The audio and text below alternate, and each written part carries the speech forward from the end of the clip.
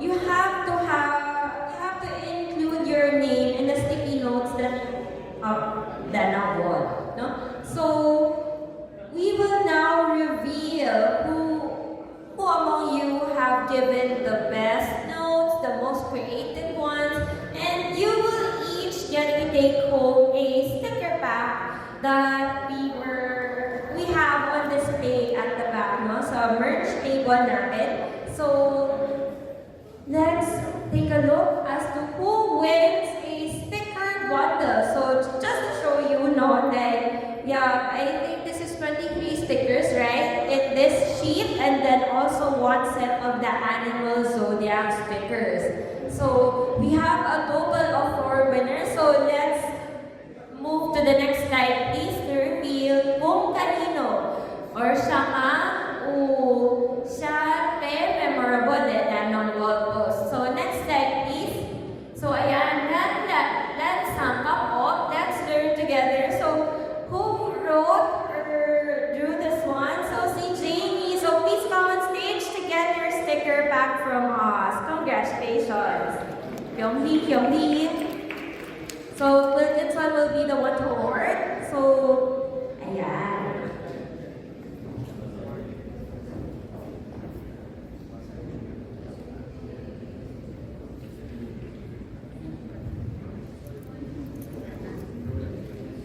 So thank you, no, to Jamie. So the next one po, no, let's see who gets to bring home a sticker bundle. Ayan, si Cherry Tapuso, no. So please come on stage to claim your sticker bundle.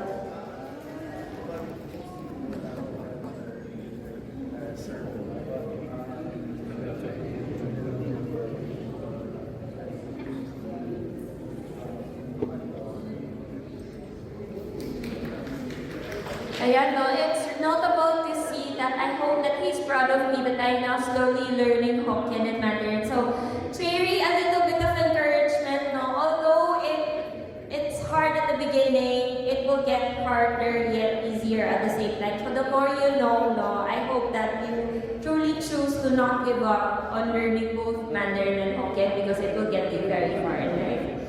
Take it from me because I made a career out of these two languages, though. So up next, let's see who else gets to take home a prize. So Miss Althea Naomi Chua, no, please come on stage to get your sticker bundle. Yeah, no, as a 4th gen, finding like-minded Chinese-Filipino communities in Davao is challenging, so thank you. Joining this symposium is truly a significant stepping stone for me to connect back to our heritage. So, ayun, no, we are truly doing our best to bring people together para at least, no, they will find many more reasons to be Lalam, okay? The last but not the least po, no, let's take a look at who's going to bring up. Na doble po ba? Okay, so 3 winners in total. No? But if you'd like to take this home, this sticker bundle home, no, you can avail of the find many more resorts to be Lalam. At the merch table, so before you go home, if you'd like to take home summer merch that will make you remember your time here at the Danang Symposium 2026, please do so before we wrap up and pack up all of our supplies. So now we are going to move on to our community discussion, which will be led by Miss Michelle Cross. So Michelle, come up on stage, please. Ayan, so hi, good afternoon, everyone. So I hope you had a great lunch and everything. So today, I think we will have some community discussions about some certain topics that I would say can be maybe sometimes controversial. So I want to encourage everyone to participate as we are going to have discussions about this as a community. So, yes.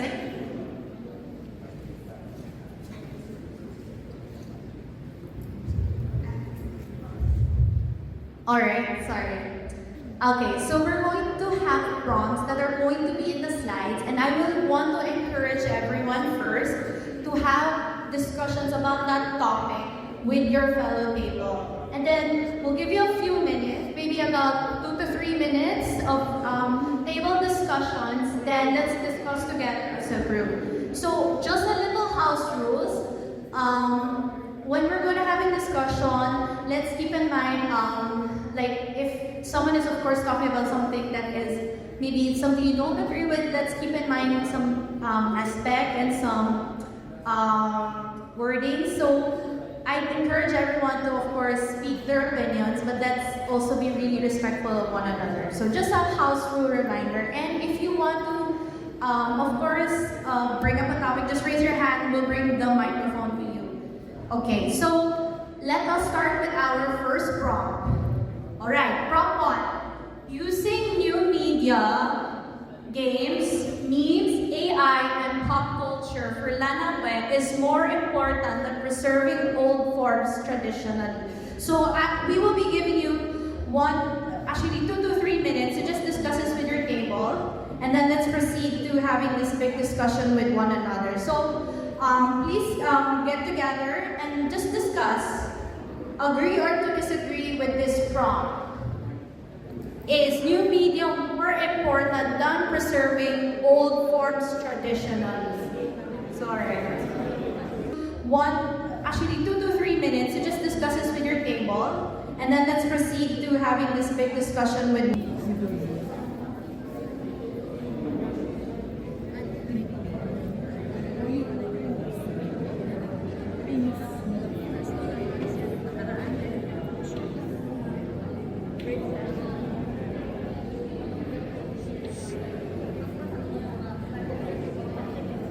Sí. Aquí.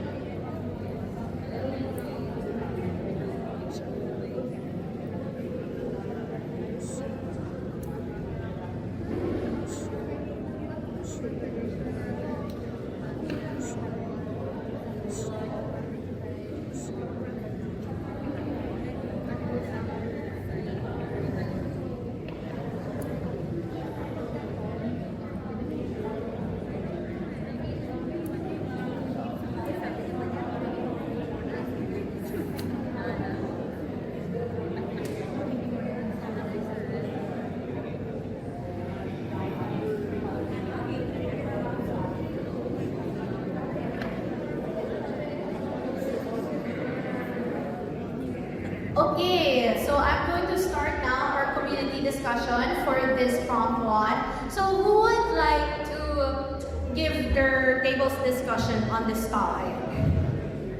Can we start with people in the left? My left. Anyone want to give their opinions about this? Because we want to, of course, have a discussion together. Okay, all right. Please introduce yourself. Hello, my name is Kiha, and I would agree with the prompt because, especially now in social media, there is already kind of visible na ba mga influencers, na mga Chinese, mga Lanam Oil na influencers like sila There's one, I guess kilala na nila. Then, dahil pinang-inspired na nila Lanam Oil or the language itself, mas for me as a fourth generation na mas na-entice din ako to go back to learn more about the Slet language. Then, parang, although it's a very new, yan na kasi yung majority yun, di ba? Majority sa atin nag-use naman din ng social media. So putting that out every time would be a good influence in the sense na since nana siya sa social media, ma-watch it off instantly. Alright, thank you. So does anyone have something to say? Maybe a different opinion from her? Or disagreements. Yes, like you want agreements and disagreements?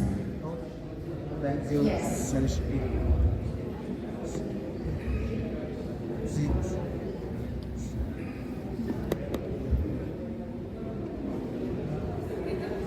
Table on my right side, does anyone want to take on the questions? We'd love to hear your thoughts, so we want to have this discussion. I don't represent my artwork, but just an opinion. I think the virality of memes is essential to proliferate culture. Culture is only relevant as long as it's being passed down. And once it's passed down, it's heard. If nobody wants to hear it, then it's going to be stuck in history books or the archives of information. So a good culture is a culture that's being used, and nowadays memes or the virality that comes with memes, tanggalin mo na lang yung mahanay ka ng answer. So we need to be more creative or kind of creative with that. We have one. This side. Hello, good afternoon. Not that I represent the Kiko, but first of all, I'm here for Reno, by the way. I'm learning Lanangwe for my homework. So, ano ko naman kasi? Anyway, for me, both new media and traditional form are actually essential, but not that I disagree about making new media as the primary form, but rather an alternative form, that it could be supplementary for the old form, because even in our educational setting, the teachers, or should I say, embodying being a teacher, to teach this, the culture of being a Lanang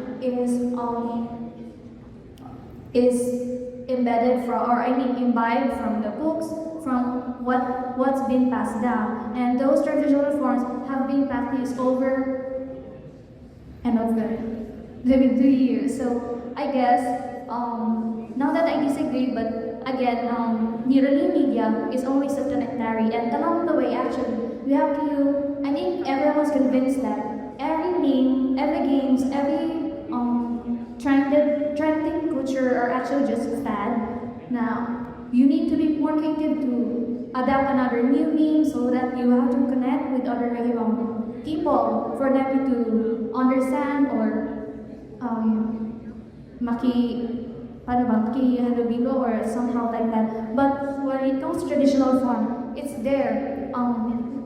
Even if it's been this kind of book is written 20 years ago, it could actually be a good use to every generation along the way. So that's why.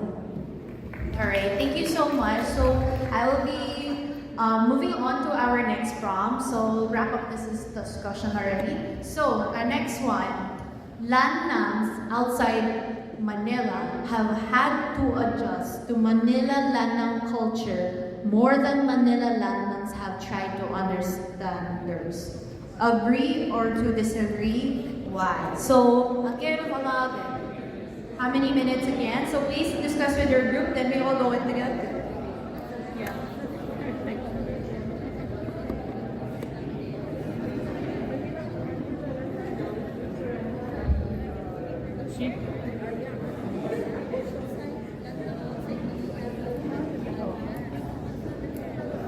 Psychic split.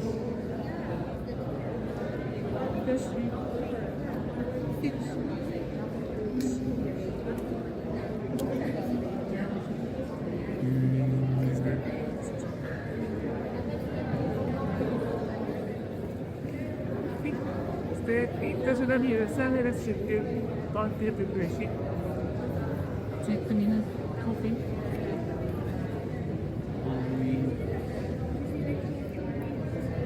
Feeling good.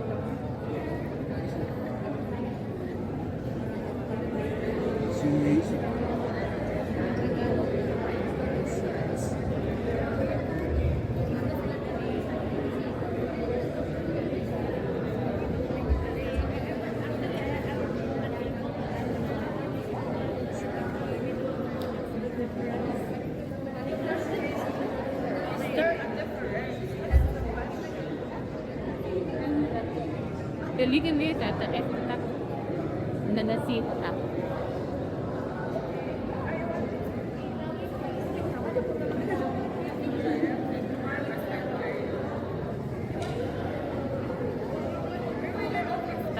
Ini saya sih itu ya, itu betul sorry, tak.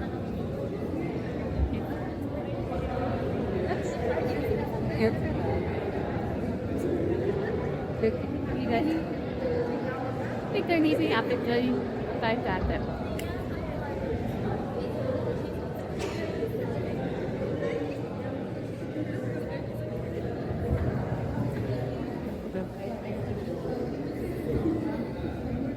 Iwan na pa si. But so like each skater represent that.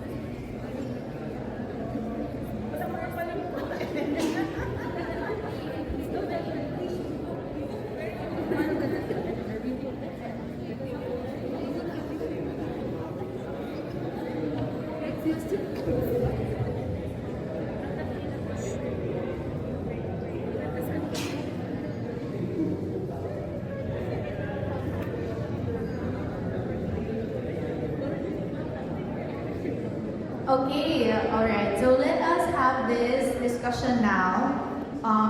Does anyone want to say their? Oh, okay, there is already. Oh, hi, Sir Wayne.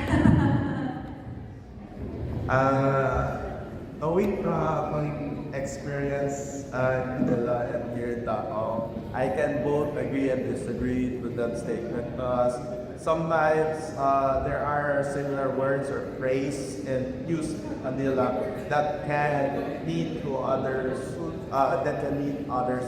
outside Manila. So it's a pretty minor adjustment, but most of the time, even if you're in Manila or outside Manila, you can pretty much understand each other, and you don't need to fully adjust. Just for some phrases you need to adjust into it. Like example, one time what happened the past, like if I know this cup costs this much but the other one doesn't cost doesn't know how much is it, we tend to ask like sige tuatsaya. But in Manila they can think that this cup is full or this cup is not full, but you need to say like sige tuatsaya it's me or sige tuats me in order for them to understand how much is it. So yeah, that's my take on it. Anyone? Hey.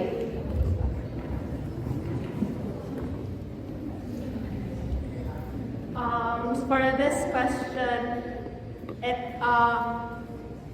I didn't feel the difference much of being Lanans outside Manila and comparing to since I have friends in Manila who are Lanak, I didn't feel the difference in culture. So I'm unable to answer, or there's no adjustment.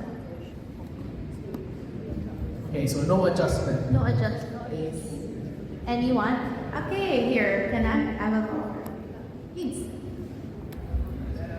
For me, that's just the personal experience. I don't think they're like intentionally disparaging. Swanti. But you know, some terms it's not derogatory naman. But you know, in casual conversation, you hear people ask, "Oh, dito si Notaya." Then you move to Manila. Then when you go back to the province, which again, not really offensive naman. It's just kind of funny. And you know, admittedly, most Chinese historically nandun naman din sa Manila region. Yeah, I don't think. So no, I think equal provinces have to adjust more, but it's more because that you know the Chinese and none of the provinces are like a minority of a minority. So yeah. Okay, actually, quick follow-up question. So, I'm not sure if anyone is familiar with the term swatting. How do people feel about swatting? So swatting could mean the provinces, which means anything that's outside Manila is swatting. Alright, so that's also related to this question, right? It's a very Manila-centered term. If you are outside Manila, you are on the mountains, you're swatting, can't be swatting. Right? Okay, so who here agrees or disagrees with the term? Hi, just to comment about that. I think kasi ako like, I grew up in Davao City and then I practice my medical profession in Manila. So yung hospital na nagkinataan is like science gyms. Basically, nandun lang talaga yung mga Chinese and Red practices. So first time when I got there, mga patients ko na pag mga Chinese ang patuloy sa mga patients, oh, ang panguli po pistalo. So they always tell me na, oh, this is swatting laya. No, I have this Bisaya accent na they know na Cebu daw ako Davao. So I don't think that there's like adjustment to us swatting lang. Ako, I'm not offended na sabihan ka ng swatting kasi swatting naman sa province. So, hindi na po offended. It's just, tingin ko kasi parang sa kanila you are more traditional in your practice culture. For example, sa Tingbon, iba parang mas extravagant yung Tingbon sa Manila compared to us here in Davao. Then, I think yung swatting yata na per card na hindi offensive to us, depende sa mga Manileños. Kasi there are people like husband who is from Iloilo. So may board exam sila ng architecture. So may mga iba na, oh, Iloilo ka pala, meron ba sasakyan doon? So they have that turn up. So I think, depende. So I don't think we have fun. Just that different areas, different practice na culture. Thank you so much for your story. Okay, is there someone else? Okay, hi, please. The swatting, it's I don't know where did it started, but we will always, some of my older friends would say, "Lalo si swatting, in si swang taula." So they would just make a joke out of it because many people sometimes would say that. Good men pay kiki, good did easy belok life. So the swatting was used more, parang it has extended. This is swatting, I think easy belok life, I think easy kiki. That's my experiences with that word. Sometimes you get offended not because of the term, but maybe because of the person who used it and how they are delivering it. Di ka nakaola. Kana swatting kanya, din sika, wait, din sika niya ba dito sa inyuan?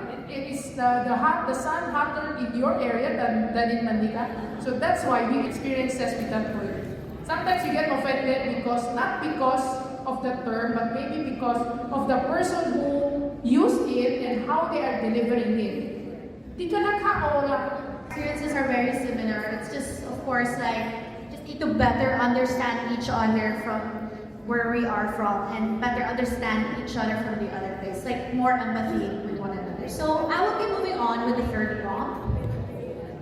Who is more Lana? The Lana who speaks Lana a lot, but only follows a bit of tradition? Or the Lana who follows traditions a lot, but only speaks a bit of Lana? So, these discussions, we will be setting the timer again. Yes. Dalana, kong lana. Or the one who have gongs.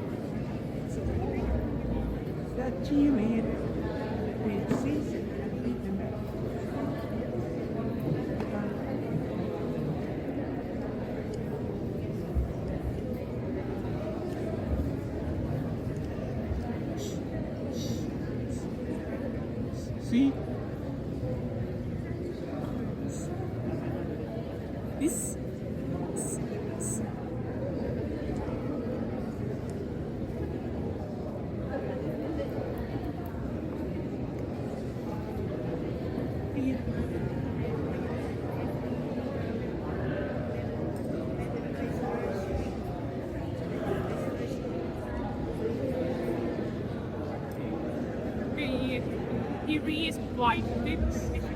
She's white.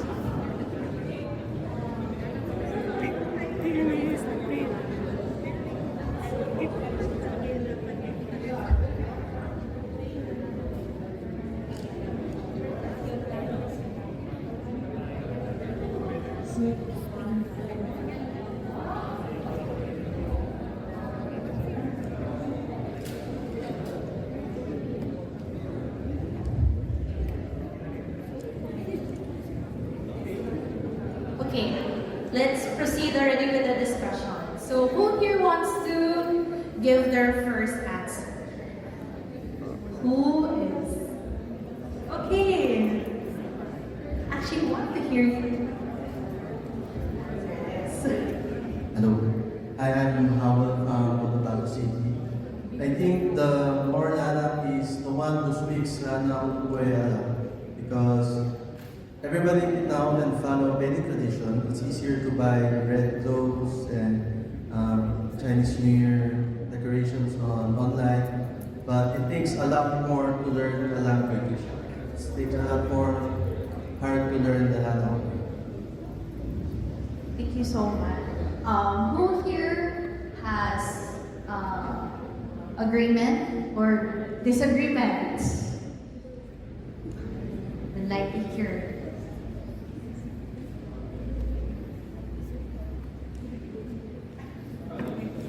Okay. Yeah. Hello, what's the response again? The first response? Language is more important. Okay, because we were talking about the table and we would agree to it, the first one, first of all. Because there are also the nuns that are like, especially Protestant churches, Christians, and then we kind of like don't really believe in the super traditional like, diba you hear the Yaoyu or Yaoyu and magpay again sa temple, yeah. So there's that, and also, although because some practice they still need to do that respect also, but not like they believe in that. So because that could count as the older tradition. Same time, those family they speak to themselves another way. So primarily speaking that way, but not so much indulgence. All right, thank you, Tim. So I think so far our answers are the one who speaks Lanamwe a lot, but I want to hear from someone. Oh, Okay po, as a non-Lanang po and I think a representative po, I think it runs through the blood of the Lanang because sa Chinese schools po, most of our Filipino teachers would speak Lanang well and fluently. But it doesn't mean that we're already part of the Lanang community because we feel, or it's already in our minds na po kasi na Lanang is like the minority in the Philippines and is very exclusive po to the Filipino-Chinese. So, although we're very fluent in speaking the language, but it doesn't mean that we're already included in the community. So, that's that's my opinion about Lanang, who is more Lanang. Thank you. From the same table. Sorry, I have another question actually. What to add that? Like, who do you consider as Lanang? I think it's either like, is it in the blood? Kasi kung in the blood siya, means, klaro na kung sino yung Lanang. Or what about those, like, do not have Lanang Huy, but they, let's say, married into a family of Lanang, they can speak, they learn to speak Lanang. So which one is more Lanang? Is it the one with Lanang Huy, but doesn't know anything about Lanang Huy, doesn't involve himself or herself into the tradition, compared with somebody who can speak out. I mean, for some circumstances that napasok siya sa community and can speak and so on. So I think that's the other question. Anyone want to place? Nia. Okay. Hi. Okay. See what's for Lanang. For uni, a lot of the answers that everyone gave so far, they are all correct. See, the Lanang who speaks Lanang a lot, they can identify as Lanang because that's the language. We can't deny it. It is an integral part of the identity. But at the same time, the Lanang who follows the traditions a lot, but does not only speaks a little bit of Lanang, can also identify as Lanang. Think of it as this way. Our forefathers came to the Philippines not knowing a lick of Filipino. And yet, years, decades later, we all now have identities that claim both Filipino and Chinese identity. We have Filipino, Chinese, Chinoy, Lanang. We have all of these terms. So why should we isolate our own community against people who want to speak Lanang a lot or who only speaks a little bit of the language? Should it not be defined by the intention of the person itself? If you guys heard my bad word, you guys know what I'm talking about. That's all. Thank you. Anyone who wants to say something? Okay.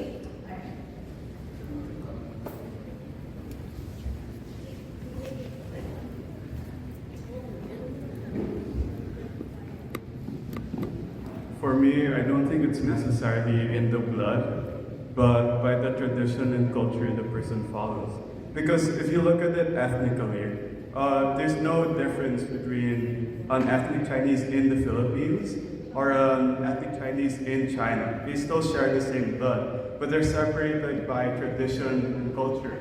So, let's say they both speak Hokkien, but there's still some differences. Like you can still differentiate whether someone is Lanang or Tairyoknam. And I believe the culture that you follow and the traditions that you live by are what makes the person. So, yeah. Vision.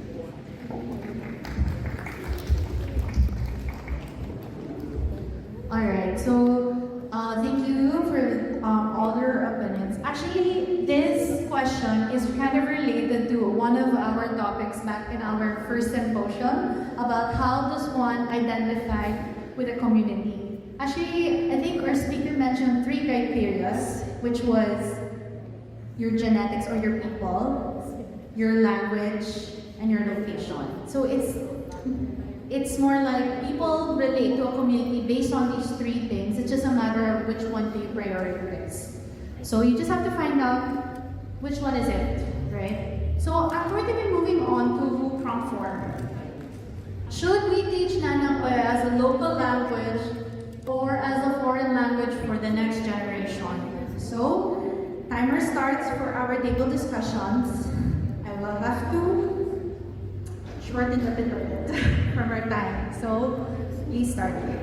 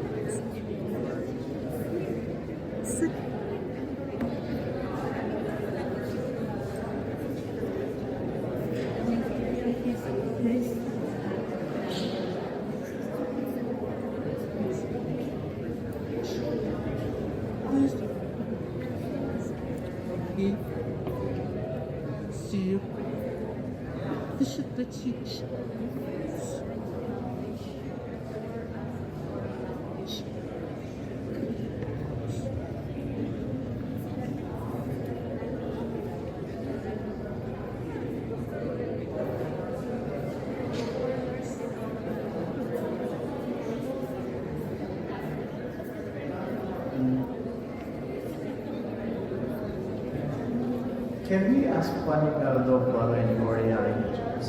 So local, when you teach a local language, I think it's, how do I explain this? When you teach a foreign language, you're assuming that the person does not have any background of it. When you teach a local, it's kind of practice at home, or may not, but it's somehow used by people to be like that. So think of it as like people around you can speak it to you, you teach it, but foreign language is 100% people don't sit around me, so I have to learn it.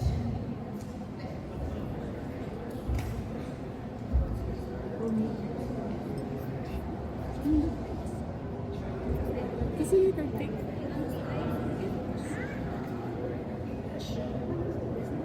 each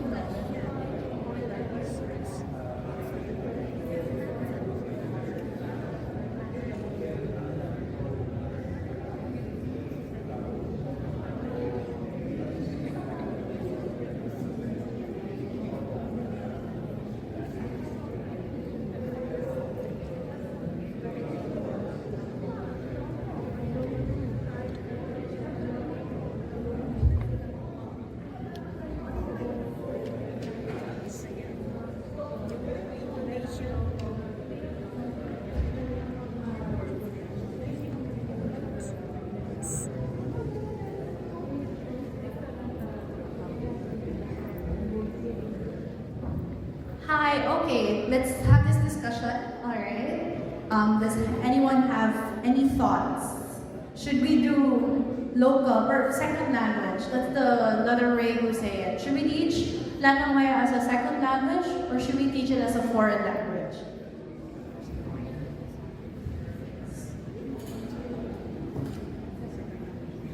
Especially for the teachers here, I would love to hear your thoughts.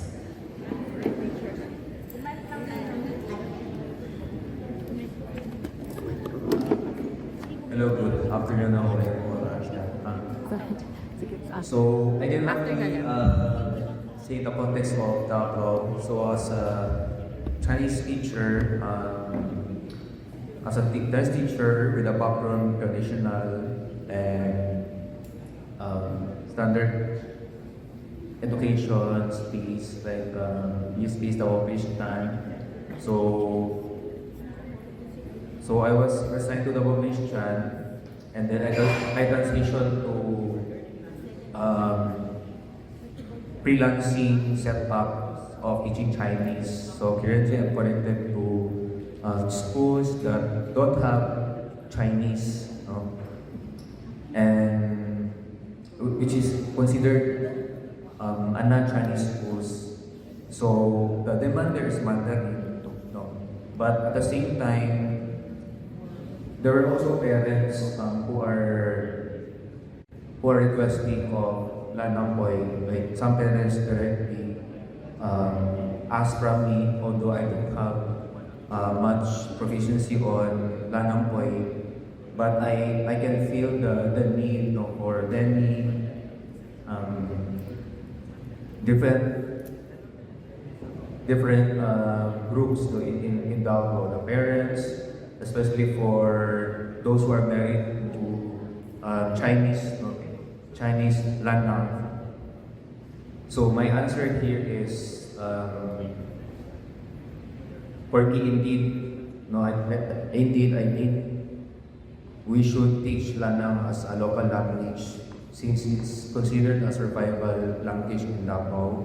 So with the rise of investors and being involved, like Filipinos being involved to business with Chinese business people, so I can feel the urgency and how Davao right now is very attractive to other investors. So to answer that, yes.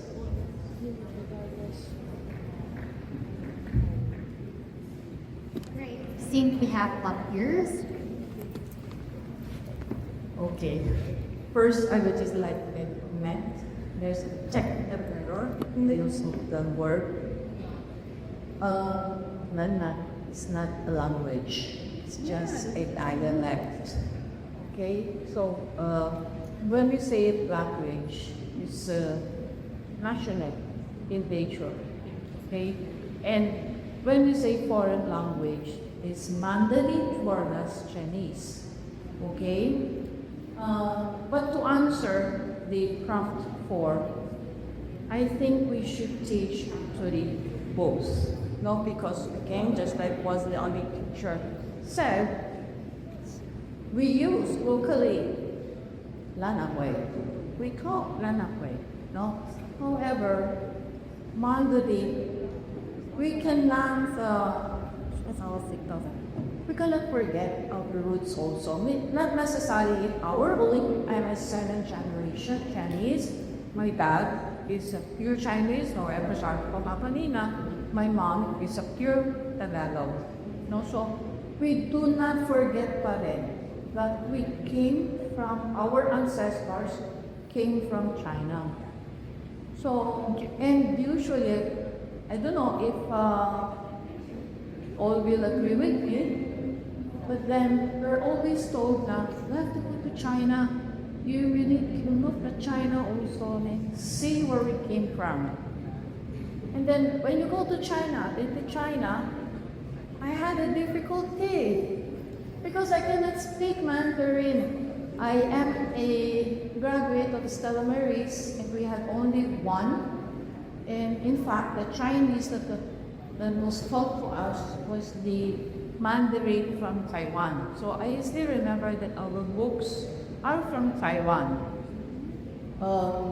Okay, so para yun na nga, no, you cannot just always stay young.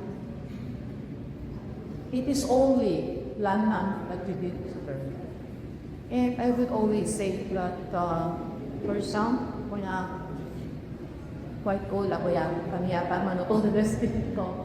It's never too late to learn. So again, sabi ko, I actually tried also to learn Mandarin. Kasi nga, I have also yung mga Chinese from China, marami masyadong ngayon, diba? Dito. So sometimes they don't speak the Lanang way that we speak. But when we say the word in Mandarin, kahit gaano ka-confident alam ko sa Mandarin, so pag sinabi ko ng Mandarin, nakakapundinig kami. So that is really important. There is really no choice but to have the young ones, the next generation, you need to learn really both. Okay? Okay, thank you so much. Okay, I will have a last answer on this question. This is, sorry ako na hindi magulo ang pag-speak ko, but for me, it would be better taught as a foreign language. Although I am Chinese myself, but I believe the language varies from city to city. So for instance, in Manila, there are a lack of Lanang. Davao, there are a lot of Lanang. But how about in other cities or provinces where there aren't that many Lanang? So, of course, I believe like the idea of somewhat forcing teaching this dialect to schools or for the next generation is a bit of an overkill. Because another thing is that the culture of Philippines is already diverse. So for me, if we, for instance, like teach Lanang, maybe mas mawala ang culture ng identity ng Filipinos themselves. So ayun, for me is, it would be nice if offered siya as an option, but as a necessity is an overkill, especially since it's also a bit of a selfish parang idea to share to teach Lanang just simply because we are like as a community we are in the same place. So yun lang. Okay, so I'm just gonna give the mic to Marvin just to clarify. No, I've answered also to the question. I'm okay. But and also to clarify, the word dialect has a lot of meanings. Historically, kasi when Hokkien was viewed in history in China, it was seen as the word is called Fangyan. In Hokkien, it's called Hokkien. So it literally means local speech, Fangyan, Hokkien. So in English, when missionaries were trying to translate what is Hokkien, what is Hokkien, they just chose the word dialect. But the way the word dialect is used in linguistics is different from what Fangyan means. Fangyan is just, it's spoken in that area. That's what Fangyan means.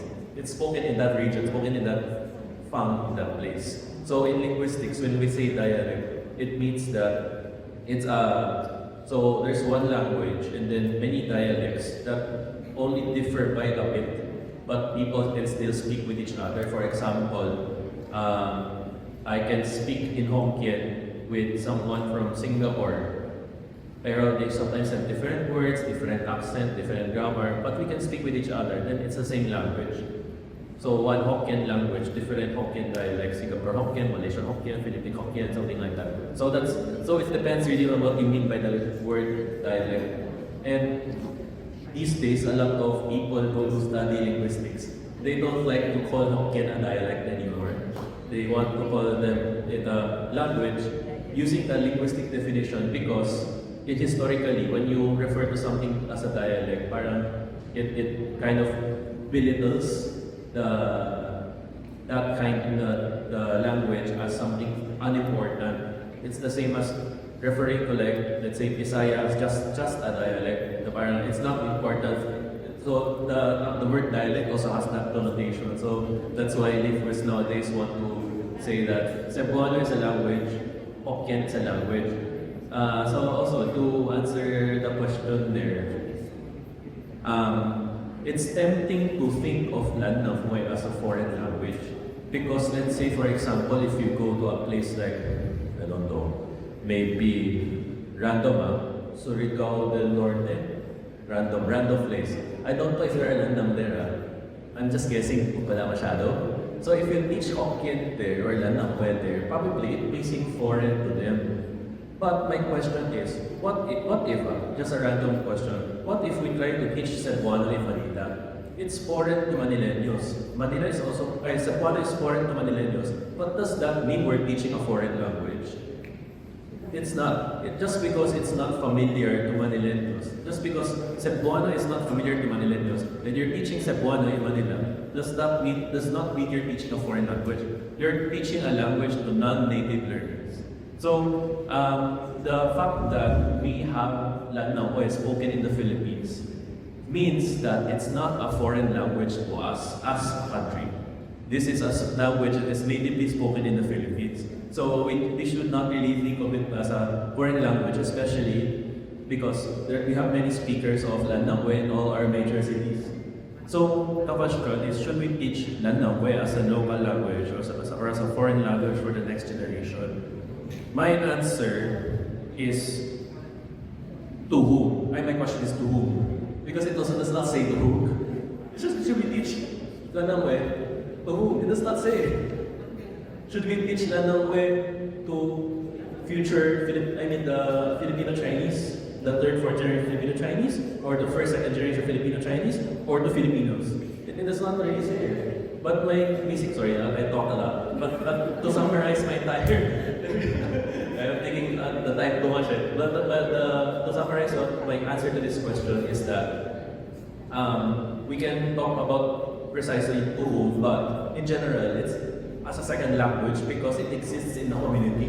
That Lanangwe, Hokkien, already exists as a living language in the community. So when you teach it, there are still opportunities for people to be exposed outside, especially nowadays, well, in Metro Manila, where we have a lot of new migrants of Hokkien. So it's present in the community, so it makes more sense to teach it as a second language. Meaning, you teach it to people who did not grow up with it, for example, but they can still be exposed to it in different places in society. That's what the second language can. Thank you.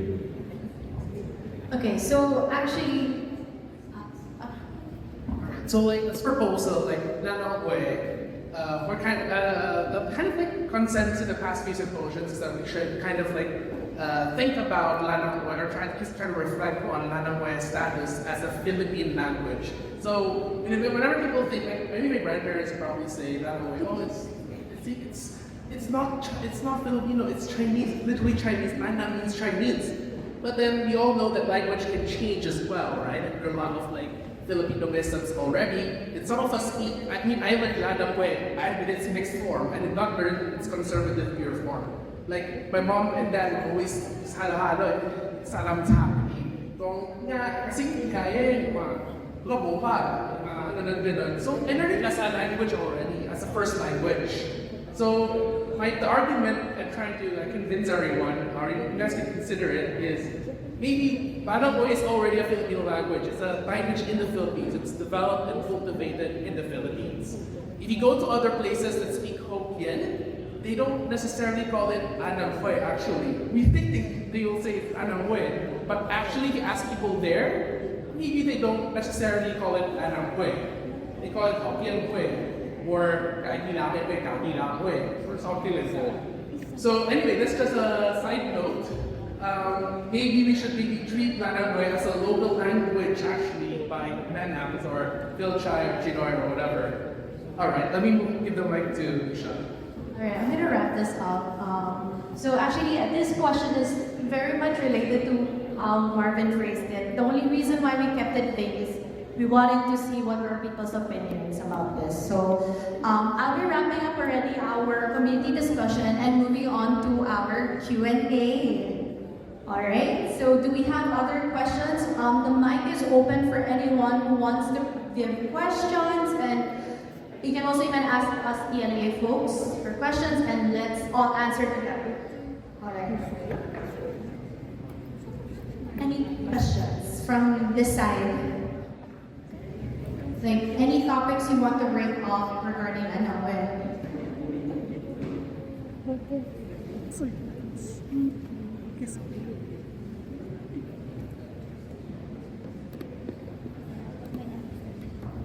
Do you want to bring up a question? This table has been very we call this participative.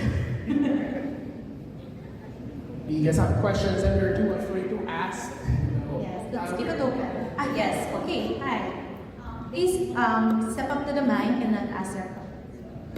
Good afternoon, everyone. So, in general, looking at the present now and with this conversation, I'm very thankful for the Danam Archive for coming here and opening up this conversation. But currently, like we're in a Chinese school. I'm also from a Chinese school, Double Christian High School. I mean, I graduated there. But I was wondering, like what now? So what's the next step for Lanang Photon in terms of teaching Chinese because now the demand is like some people said in Mandarin. Because that's the language of business. Actually, I wasn't able to attend yesterday because I just came from China. So I brought my kids there to get in touch with our roots. But even there, I learned that Danakar or Minakwa or Hokkien is a dying language because even in their schools, they are teaching Mandarin. So, but here in the Philippines,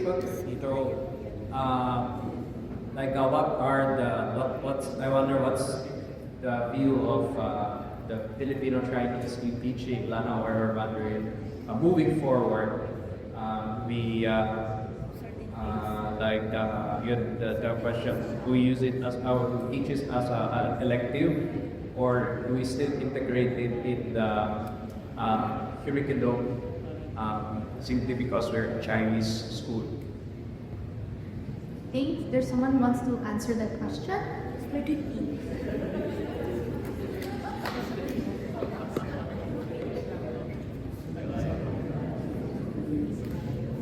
Tawa. No, I think right now, most of the Chinese schools, they really recognize the importance of Mandarin.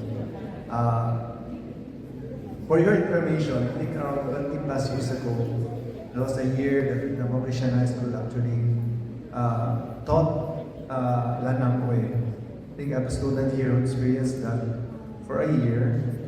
And then, because we recognized then that it's very important. Now we see all our students could not speak. Most of, I guess around 90% of them could not speak.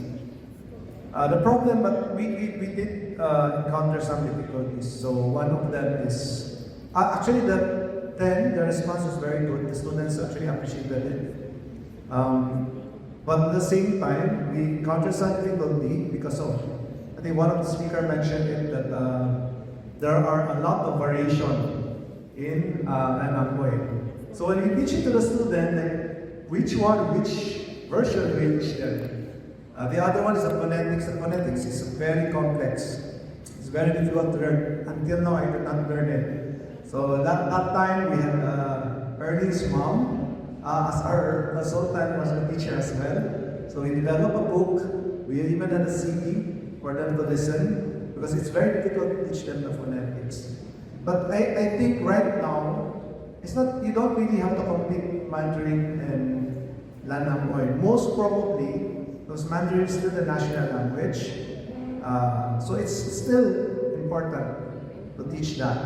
Because anywhere you go, you can communicate in Mandarin. But at the same time, if you want to push Lanang Koy, most probably you start with interest group, clubs, get people to have an interest. Those who have interest first.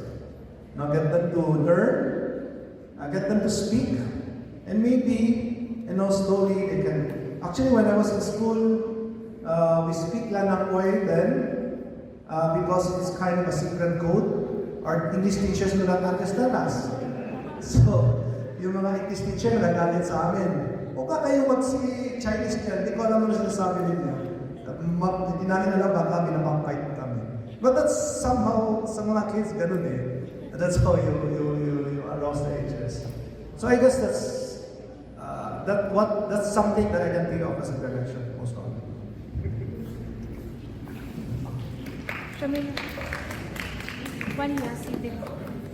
Last question. Last answer. So I also come from a Chinese school. I actually come from Davao, Chonghua. So as well kay Turan, I agree na it's quite difficult to introduce Lanang Koy for kids because it goes like this. Me myself is also not fluent before sa Mandarin. So one thing that we should really consider is the environment that we are in. Because as you have said, almost all our students speak English na kahit yung mga bata from the pinakamababa. So the Mandarin or the Lanang Koy now does not become the second language. Sometimes it becomes the third or the fourth language because the kids from an early age starts to learn the mother tongue, which in the case of the Davao is the Bisaya, and then they learn English, and then they learn the Tagalog. So in the course of this direction, as a teacher, it's very hard to introduce again another language to a kid, especially that they need to process everything from one language to another, and then to another naman. And regarding with teaching Lanang than Mandarin, you also need to take into consideration that all mainstream media right now, especially for like dramas and movies, use Mandarin. So though Lanang is very rampant here, especially because I understand the parents na ay mag-Lanang kasi para maka-discount sa mga let's say sa tindahan, sa mga suppliers. However, we need to also really understand that when they come to the China, sa mainland, not all cities really speak the language or the Lanang, which is why I also understand the sentiments of Chinese schools that they really put importance with the Mandarin. Kasi me myself, noon grade 2 ako, biglang nag-shift from Lanang biglang Mandarin kasi parang may implementation na dapat Mandarin na siya. So, it is hard for us Chinese schools to introduce, I mean, right now, frankly speaking, it's already hard to introduce Mandarin because if the kids are not interested, what can we do? Which is why the kids are more, for example now, di ba, uso ang mga let's say BTS, Big Bang, Bitcoin. So they're more interested with the Korean language. And then may anime pa, so may Japanese na. So if you, ang daming competition with the interest of the kid, which is why introducing a language, especially now, this is a very big challenge for Chinese schools on how can we grasp the attention for the kid to be intentional to learn the language. Which is why, for example, kay Sir Mark, he brought his kids to China. So ang kids parang, kailangan pa lang mag-learn hindi talaga makasalita doon. So I think we need also to create avenue for kids to have the opportunity, especially Latin kids, to have the opportunity to be with people who doesn't speak any language but that. Kasi parang ma-feel nila yung pressure inside, parang, like, shucks, I need to learn. Yun lang po. Thank you. Hello. Hello everyone, my name is Dea. I'm the Chuari girl at the back. Right, let's tie in on the questions. The community question was, is it a local language or a foreign language for who? And then the trajectory of Chinoy schools. So for disclosure, my children did not go to a Chinese language school. So if Marvin's question is for who, for my children, Lanang, Hokkien, and Kapong is foreign to them. Correct?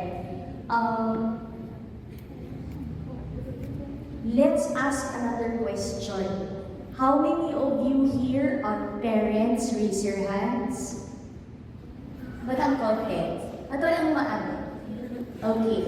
Did you speak? Keep your hand up.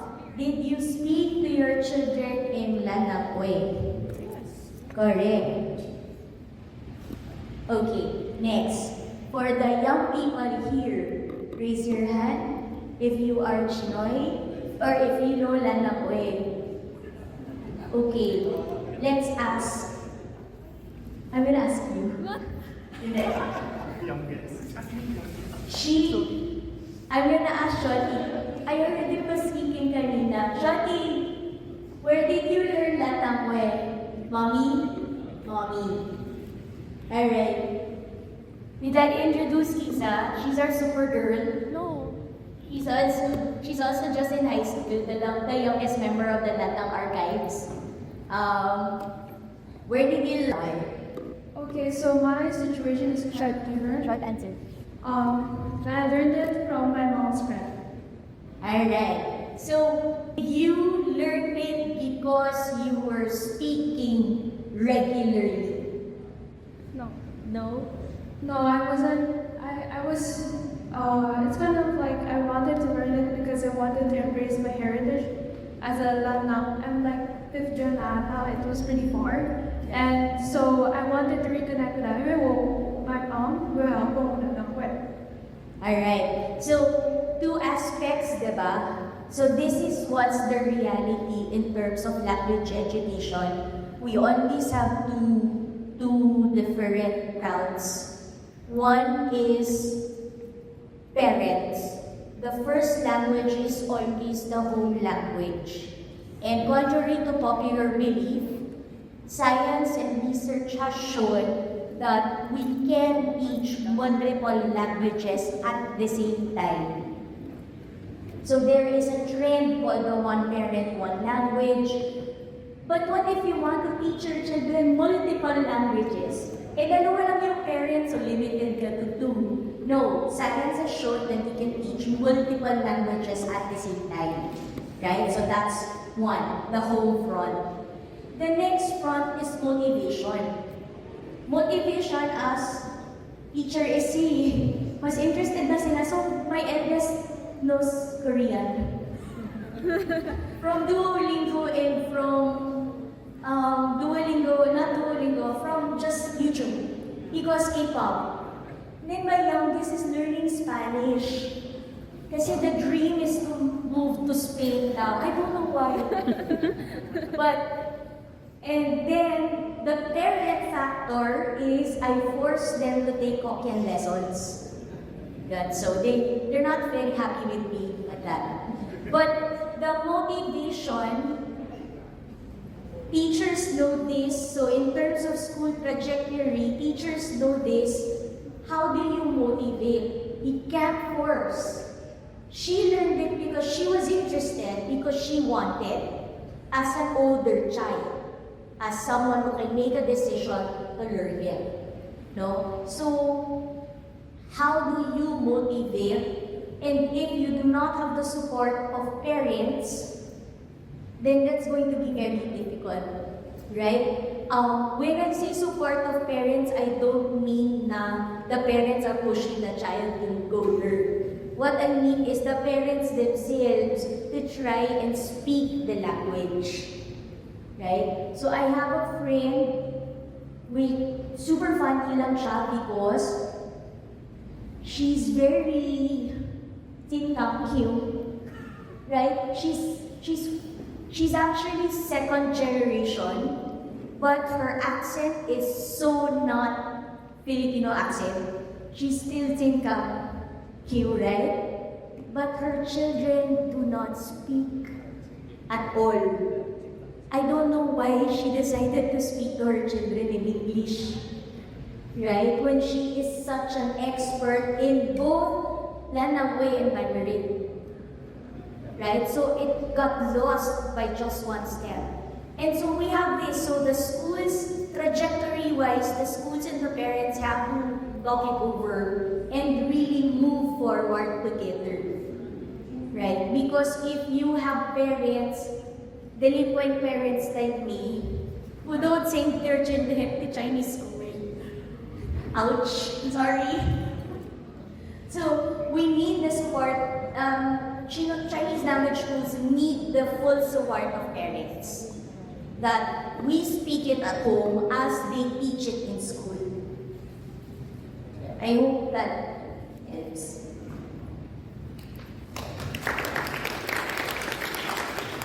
Okay, so I think we'll be wrapping up our Q&A. Actually, close and goes back to our Ate Bea.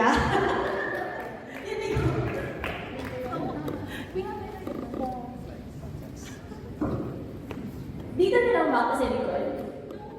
Oh, sige guys. Oh my God, that stage is gigantic.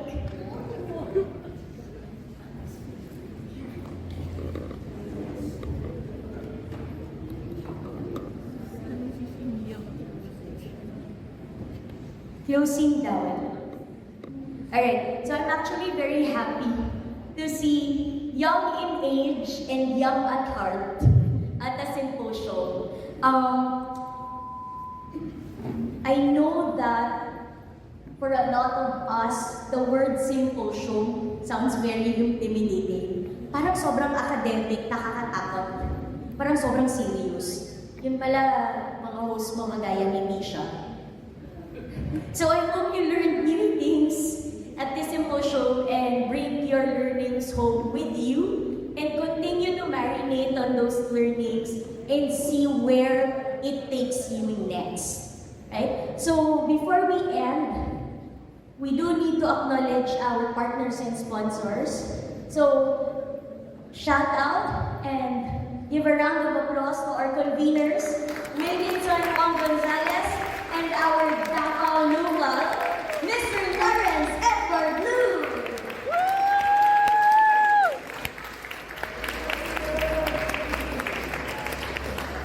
Thank you to the members of the Lanang Archives. All of them are in the blue t-shirts in the uniforms, including this person who does not wear uniform.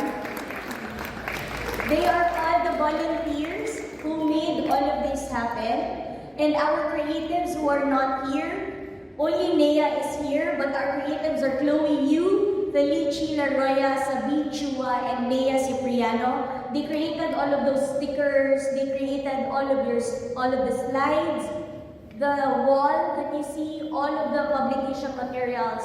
Those are all done, and they started working in August 2025. So parang nagpahinga lang sila ng 15 days after the last symposium and started working for 2026. Next slide, please. So these are our sponsors. So our co-organizers are the Lanao Archives and Kaisa para sa Kaunlaran, Waet Sindian Dem Hapwe, that's where I'm from. Our major sponsors are Federation of Filipino-Chinese Chambers of Commerce, OISHI, Filipino-Chinese Youth Business Association, Philippine-China Friendship Association. We have institutional partners, of course, Chongpa. Thank you so much for the venue. We have Gaisa Heritage Center, Bahay Chinoy Museum of Chinese and Philippine Life, the Landang Stories, and of course, UBCSA. Next, please.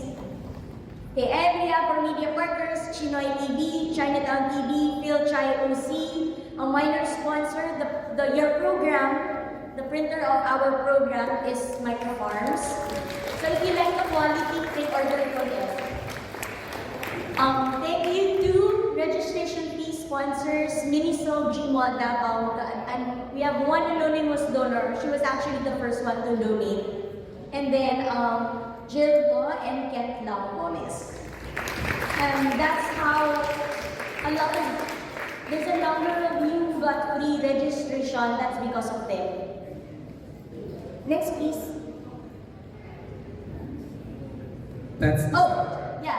So if you've been hearing our music all throughout the 2 days, that was composed by, that's an official Lanao Archives Against soundtrack created by, hindi mo binigay sa akin. Next, please.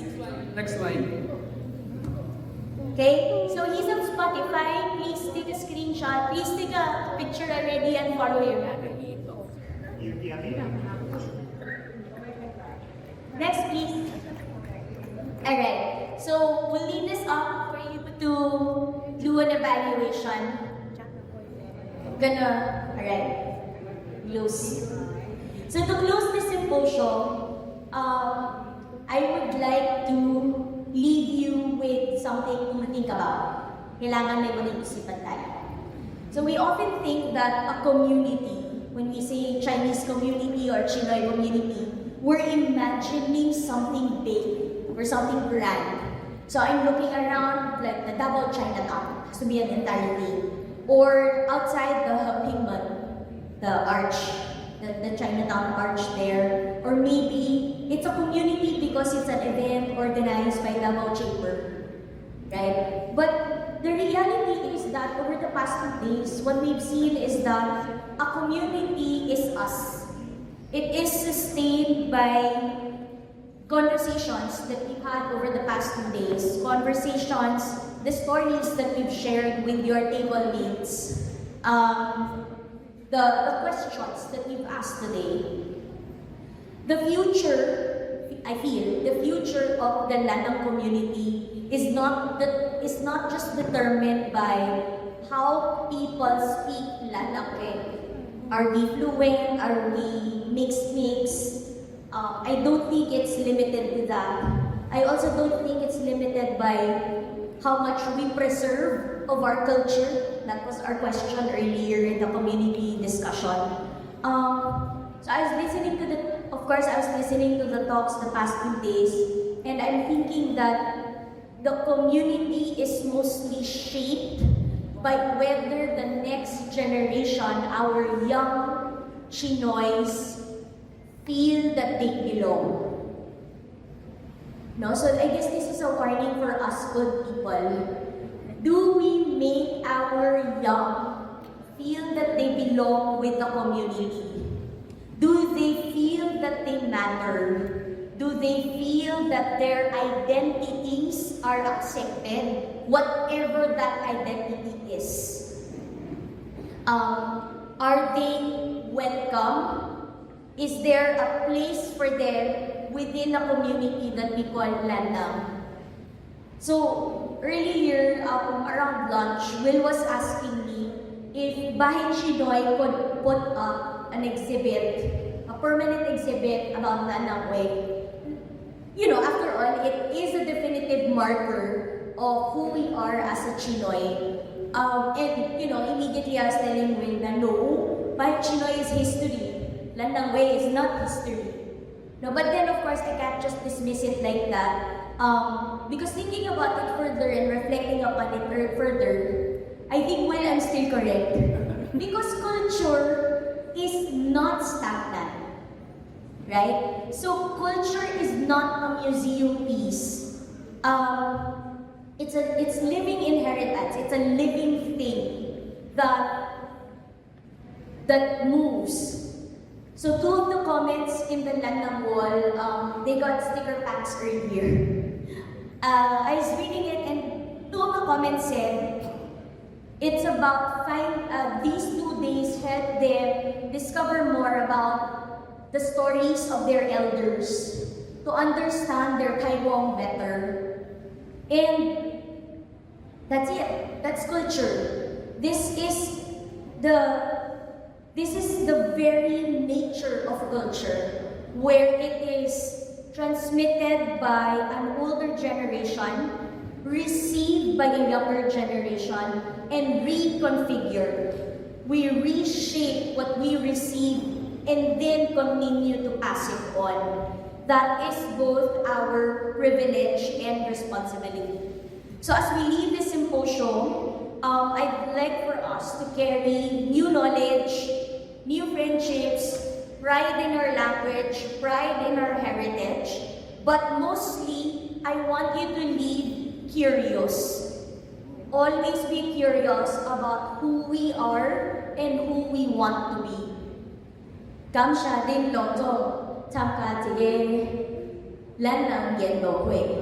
And I hope we all continue to go beyond tradition, beyond boundaries, towards a stronger Landang community. Good afternoon, everyone. The symposium is closed.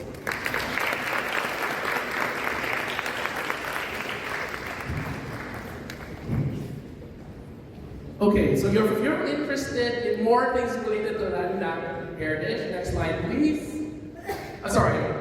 We have some stickers. If you notice, they're just not regular stickers. They're actually Filipino phrases or Filipinoisms in Landang way. For example, in row number 2, Kamtay naman. What is that? Akan naman. Or for example, the fourth one, second row, Mangwa Wagako. Don't me. So these are well thought by our team, like modern ways to capture Landang way. Alright, so if you're interested, last minute, please buy and learn stocks, otherwise we'll bring you back to Manila. Alright, next slide. Okay, so as Nachi Mea was saying earlier, we have Bahay Chinoy. If you're interested in knowing more about the history of Chinoys and our Landang history, basically, please visit our museum. And the next slide, last slide, the Chinoy Conference, okay, in 2027. So this is an academic conference. It's not going to be like this, but it's for those who are intellectually curious more scientific things, I guess, or more historical things, academic things. It's going to be in Kamsur, right? It's Bicol region, right? Yeah, Bicol region. So yeah, that's all we have. Please do support the conference, which is going to be in 2027. I think actually we have made an exception to extend the deadline for people who are interested in submitting to this conference. All right, thank you so much.